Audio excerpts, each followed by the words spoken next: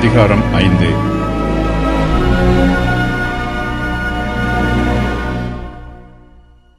எருசலேமிலே கர்த்தருடைய ஆலயத்தை திரும்பவும் கட்டுகிற வேலைகள் நிறுத்தப்படுகிறது.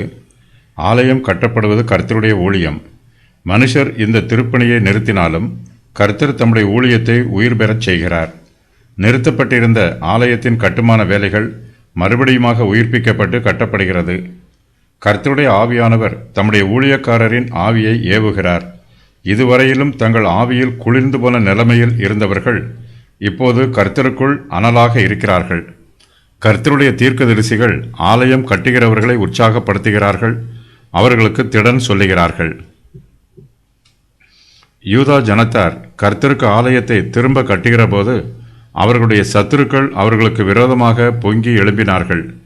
கர்த்தரோ சத்துருக்களின் கோபத்தை சாந்தப்படுத்துகிறார். கர்த்தருடைய ஆலயம் கட்டுகிற வேலைகள் நிறுத்தப்பட வேண்டும் என்று சத்துருக்கள் தீர்மானமாய் இருந்தார்கள். ஆனால் இப்போதோ அந்த சத்துருக்கள் சற்று பொறுமையாயும் அமைதியாயும் இருக்கிறார்கள். கர்த்தருக்கு ஆலயம் கட்டுகிறவர்களை பற்றி சத்துருக்கள் ராஜாவுக்கு கடிதம் எழுதுகிறார்கள்.